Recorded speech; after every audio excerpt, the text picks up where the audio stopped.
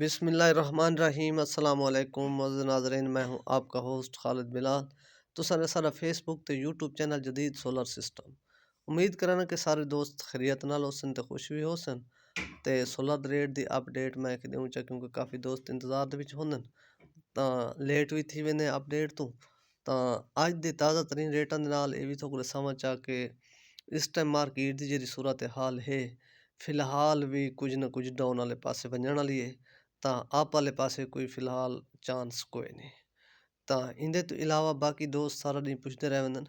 तां पे अज भी मैं कोई दोस्त फोन कीती पे कि कोई सोलर दे हवाले नाल कोई टैक्स दे जाए इस किस्म दे हवाले नाल कोई अफवाह पई। ये भी फेक खबरां जां गलत अफवाह पई। फिलहाल कोई अप वाले पासे जां कोई टैक्स लाल कोई इस किस्म दी कोई फिलहाल या कोई नहीं। तां फिलहाल भी रेट अगर सारी राय दे मुताबिक अपनी राय दे मुताबिक अगर रेट अप भी थाए तां तकरीबन यकम को वन थी सन यकम तो बाद विच फिलहाल आप वाले पासे नहीं वेंदे क्योंकि इस टाइम सोलर दी डिमांड बहुत कम है। सोलर दी मांग है को ना ई वजह से रेट मजीद भी मंदा थी सी आप वाले पासे को नहीं वेंदा। तां क्योंकि गन्ने दी तो फसल तैयार है मिलूं भी चल गए तां उहदी वजह ते जां भी पैसा आसी तां डिमांड थोड़ी वधसी तां उहदे नाल हो सकदे सोलर दे रेट क्योंकि अगे तां ई मौसम को अप वन थींदे तां तकरीबन सारे भी इवें यानी कि अपने अंदाजे वाली गाल है कि रेट तकरीबन अप वन थी सन ई यकम तो बाद विच। तां फिलहाल तो को सूरत हाल समझ आ इस टाइम अज दी जेह्ड़ी मार्केट चली है तां लॉन्जी हाइमो 6 दा जेह्ड़ा रेट है पिया वो है 54 रुपए पर वाट 575 80 85 वाला माल। और बाकी है लॉन्जी हाइमो 5 उहदा 53.5 रुपए।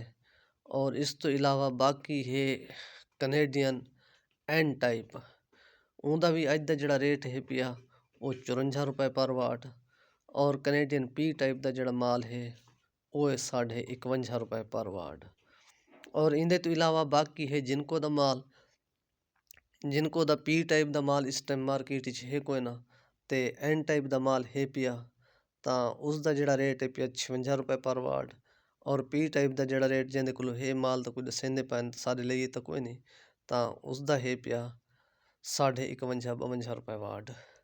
और इंदे तो इलावा बाकी है दूजियां कंपनियां सोगो थी गई या इनवरेक्स या जे दा तां जे दी भी पोजीशन जेह्ड़ी दसेंदे पैन इस टाइम 48 49 रुपए उंदा पी टाइप दा माल।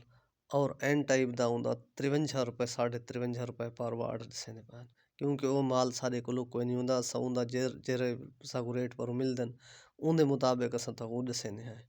तां बाकी है ट्रीना सोलर ट्रीना दी भी पोजीशन जेह्ड़ी है पी टाइप दा माल है जेह्ड़ा उंदा 50 रुपए। और जेह्ड़ा इंदा है पिया एन टाइप दा है वो 53 रुपए पर वाट। और सोगो दी जेह्ड़ी पोजीशन है सोगो दा भी 52 रुपए रेट है पिया 540 वाला माल जेह्ड़ा सोगो दा आंदा पे प्रिंट वाला।